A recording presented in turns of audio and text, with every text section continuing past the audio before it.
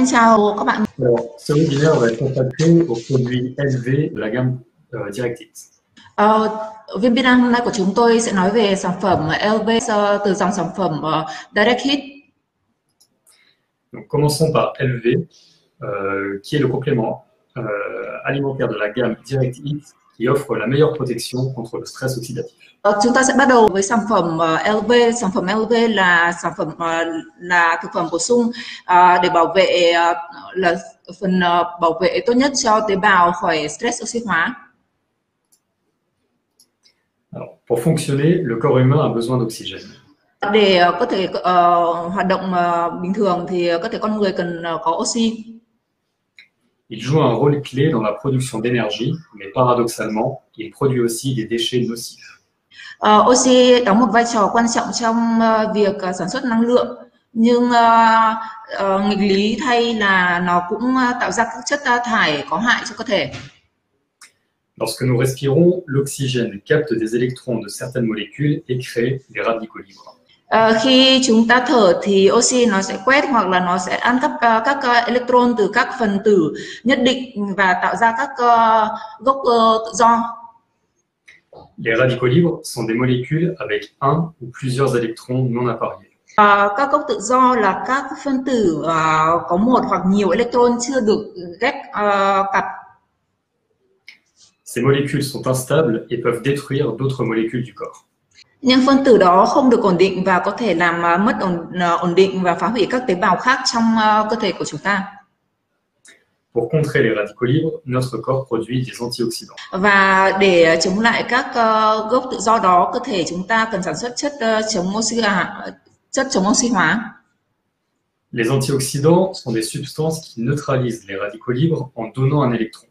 Chất chống oxy hóa là những chất trung hòa các gốc tự do bằng cách tặng một điện tử cho những gốc tự do đó. L'effet neutralisant des antioxydants aide à protéger l'organisme contre le stress oxydatif. Tác dụng của việc trung hòa các chất chống oxy hóa giúp chúng ta bảo vệ cơ thể khỏi stress oxy hóa. Une fois neutralisés, les radicaux libres deviennent inoffensifs. Và kết quả là một khi đã được trung hòa thì các gốc tự do trở nên vô hại và không có hại cho cơ thể của chúng ta. On appelle stress oxydatif le déséquilibre entre les radicaux libres et les antioxydants. Stress oxy hóa là sự mất cân bằng giữa các gốc tự do và chất chống oxy hóa. Le stress oxydatif provoque la dénaturation de nombreux éléments de notre corps, tels que les protéines, les lipides et les glucides. Stress oxy hóa gây ra sự biến tính của nhiều yếu tố trong cơ thể của chúng ta như là protein, lipid và tinh bột. En général, le corps est capable de maintenir un équilibre entre les antioxydants et les radicaux libres. Và do đó làm hỏng các tế bào của chúng ta. Nhìn chung, cơ thể của chúng ta có thể duy trì sự cân bằng giữa các chất chống oxy hóa và các gốc tự do. Mais lorsque cela ne suffit pas, une supplémentation en antioxydants devient nécessaire. Nhưng có tình huống là cơ thể của chúng ta không thể chống lại và không đủ và nó không đủ các chất đấy thì cần phải bổ sung chất chống oxy hóa. LV est un complexe de puissants antioxydants qui protège les cellules contre ce stress oxydatif. Sản phẩm LV là thực phẩm bổ sung kết hợp các chất chống oxy hóa mạnh mẽ nhất để bảo vệ các tế bào khỏi stress oxy hóa. LV contient des superfruits tels que l'açaï ou la baie de goji. Sản phẩm LV có chứa những loại quả siêu quả. LV contient également des antioxydants issus de plantes, tels que le thé vert, les pépins de raisin, la quercétine, le lycopène et le sodé. Ngoài các quả siêu thực quả là trái acai thì còn bao gồm các chất thực vật là trà xanh, quercetin, canzemin và superpyroxine diffutas. Et LV possède également des antioxydants issus de la fermentation, le transresveratrol, le Q10, le glutathione. Sản phẩm MV còn bao gồm các chất mà được lên men như resveratrol, coenzyme Q10 và L-glutathione loại dạng giảm. Enfin, LV contient également des oligoéléments essentiels que sont le zinc et le sélénium. Và LV còn bao gồm những thành phần không thể thiếu, đó là kẽm và selen. À qui est destiné le produit LV? Chúng ta sẽ hãy nói về những ai cần đối tượng mà cần sử dụng sản phẩm LV, những người mà có thể sử dụng LV và có thể giúp họ. Tout le monde est concerné par le stress oxydatif, mais plusieurs facteurs contribuent à une surproduction des radicaux libres. Nói chung thì tất cả chúng ta mọi người đều lo lắng về stress oxy hóa, nhưng một số yếu tố quan trọng góp phần vào sự sản xuất quá mức của các gốc tự do. Un des facteurs peut être les carences alimentaires. Một trong những yếu tố là chế độ ăn uống của mình khi mà chúng ta ăn uống không đúng và không đủ chất.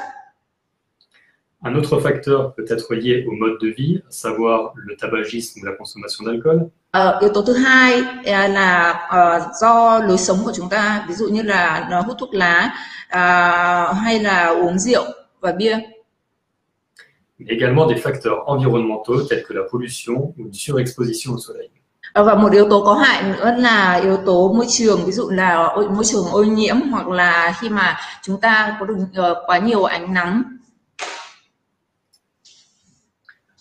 Voyons maintenant les modifications qui ont été apportées au produit LV. Chúng ta sẽ xem những thành phần mà chúng ta đã được trong sản phẩm mới mà đã được củng cố và đã được thay đổi thành phần so với sản phẩm cũ.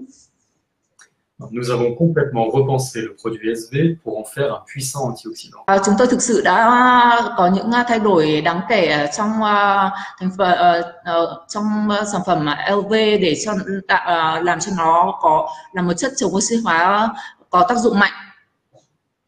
Nous avons ajouté des antioxydants primaires, c'est-à-dire ceux au plus fort effet protecteur. Chúng tôi đã thêm những chất chống oxy hóa mà họ có tác dụng bảo vệ và bảo vệ cao nhất. Le SOD, le glutathione et la quercétine s'ajoutent à la coenzyme Q10 qui était déjà présente. Trong công thức cũ thì đã từng có coenzyme Q10, nhưng mà chúng ta đã thêm SOD là superoxide diffuse, glutathione và quercétine. Nous avons ensuite ajouté des actifs titrés en polyphénol, à savoir le thé vert et le pépin de raisin. Chúng ta đã thêm những thành phần giàu chất polyphenol, đấy là chiết xuất hạt nho và trà xanh. Nous avons conservé l'açaï et ajouté le second superfruit qui est la baie de goji. Chúng tôi vẫn giữ nguyên thành phần chiết xuất của açaí nhưng mà thêm chiết xuất của goji. Et concernant les minéraux, nous avons conservé le sélénium et ajouté du zinc. Và nếu mà chúng ta nói về chất khoáng thì chúng đã giữ selen nhưng mà thêm kẽm. Parlons maintenant des antioxydants provenant des superfruits. Chúng tôi bây giờ sẽ nói cụ thể về các chất chống oxy hóa mà được lấy từ siêu quả. Concernant l'açaï. Nếu mà nói về chúng ta sẽ bắt đầu với trái cây açaí. Ce sont des baies qui poussent sur des plantes sauvages au Brésil et qui sont récoltées manuellement entre le mois de mai et de juin. Những quả này được mọc trên các cây dại ở Brazil và thường là được thu hoạch thủ công từ tháng 5 đến tháng 6. Les étapes du procédé de fabrication sont effectuées en France. Nhưng các quy trình sản xuất và được thực hiện tại Pháp. Concernant les baies de goji riches en polysaccharides, Nếu mà chúng ta nói về quả goji thì trong quả goji có rất nhiều chất polysaccharide. alors, la baie de goji est largement utilisée dans l'alimentation et la phytothérapie. Chiết xuất của quả goji được sử dụng rộng rãi trong thực phẩm và trong dược thảo. Elle est connue dans la pharmacopée chinoise comme étant le fruit du bonheur. Và nếu mà trong dược điển của Trung Quốc thì quả này được gọi là quả hạnh phúc. Ces deux superfruits sont connus pour leur effet antioxydant. Hai siêu trái cây này nổi tiếng về sự giàu chất oxy hóa. Parlons maintenant des antioxydants provenant des plantes. Giờ chúng ta sẽ chuyển sang phần chiết xuất chất oxy hóa được lấy từ thực vật. Alors, l'extrait de feuilles de thé vert et l'extrait de pépins de raisin sont riches en polyphénol. Như chúng tôi đã nói, chiết xuất từ trà xanh và chiết xuất từ hạt nho rất giàu polyphenol. Les polyphénols protègent les lipides sanguins du stress oxydatif. Và chất polyphenol, tác dụng của polyphenol là để bảo vệ lipid máu khỏi stress oxy hóa. Les polyphénols préservent également l'élasticité des vaisseaux sanguins, contribuant à une bonne circulation sanguine. Còn nữa, polyphenol cũng bảo tồn tính đàn hồi của mạch máu, có phần lưu thông máu tốt. Concernant maintenant la quercétine, elle est d'origine végétale. Còn quercetin cũng là từ nguồn gốc thực vật. Notre quercétine provient du Sophora japonica, qui détient la plus grande concentration naturelle en quercétine. Quercetin mà được dùng trong sản phẩm LV là quercetin có nguồn gốc thực vật từ quả Sophora japonica. Le lycopène est lui aussi d'origine végétale. Và lycopene cũng là có nguồn gốc thực vật. Le lycopène fait partie de la famille des caroténoïdes. Il a donc de fortes propriétés antioxydantes. Lycopene là một hợp chất tự nhiên góp phần tạo nên màu đỏ của thực phẩm và rau quả, và việc này giúp giống như tất cả các carotene khác, lycopene có đặc tính chống oxy hóa. Et enfin le SOD. Nếu chúng ta nói về superoxide dismutase, c'est une enzyme qui provient d'une variété unique de melons français de très haute qualité.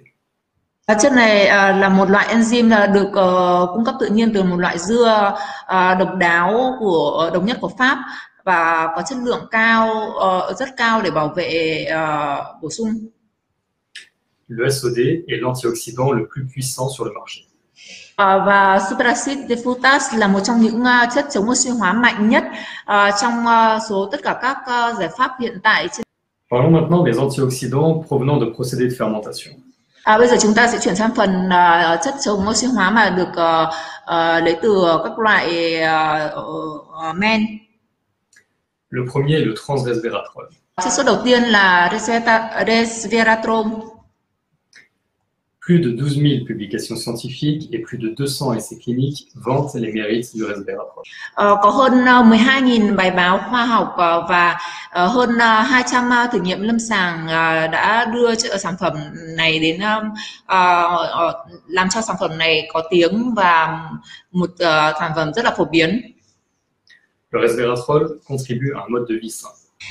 Resveratrol là một phần không thể thiếu trong cuộc sống lành mạnh của con người. Notre matière première est pure à 98% et est produite via un procédé innovant de fermentation. Resveratrol của chúng tôi là 98% nguyên chất và được chế biến sạch sẽ nhất và được sản xuất bằng quy trình lên men đời mới nhất. Concernant la coenzyme Q10. Còn khi nói về coenzyme Q10, elle agit comme une défense naturelle contre le vieillissement et l'oxydation de notre corps. Coenzyme Q10 hoạt động như một sự bảo vệ tự nhiên chống lại sự lão hóa và oxy hóa trong cơ thể của chúng ta. Elle fait partie de la famille des antioxydants endogènes. Cái enzyme là một phần của chất giống như các chất trước thì nó là một chất oxy hóa nội sinh. Cela signifie qu'elle est naturellement produite par les cellules de notre corps. Chất chống oxy hóa nội sinh có nghĩa là nó được sản xuất tự nhiên bởi các tế bào của cơ thể của chúng ta. De ce fait, la coenzyme Q10 est particulièrement bien absorbée par l'organisme. Vì vậy coenzyme Q10 được hấp thụ bởi cơ thể chúng ta rất tốt. Enfin, concernant le L-glutathione, Và thành phần cuối là glutathione. le L-glutathione est impliqué dans notre système de défense contre les radicaux libres. Và glutathione cũng là một thành phần thiết yếu và là tự nhiên và góp phần vào sự bảo vệ cơ thể chúng ta khỏi oxy hóa. Et pour finir, quelques mots sur le zinc et le sélénium. Và phần cuối chúng ta sẽ nói một chút về kẽm và selen. Alors, le zinc et le sélénium contribuent au fonctionnement normal du système immunitaire. Kẽm và selen góp phần vào hoạt động bình thường của hệ miễn dịch của chúng ta. Ils protègent également les cellules contre le stress oxydatif. Và họ cũng góp phần vào bảo vệ tế bào khỏi stress oxy hóa. Alors, pour conclure, LV, c'est la parfaite combinaison d'antioxydants provenant de diverses origines. Chúng ta hãy bây giờ tổng kết. LV là sự kết hợp hoàn hảo của các chất chống oxy hóa đến từ tự nhiên, từ nhiều nguồn gốc khác nhau. LV soutiendra l'organisme contre l'excès de radicaux libres et par conséquent, il réduira les dommages causés par les molécules instables. Nó hỗ trợ cơ thể chống lại các sự dư thừa của các gốc tự do và vì vậy sẽ giảm thiệt hại gây ra khi có những phân tử không ổn định.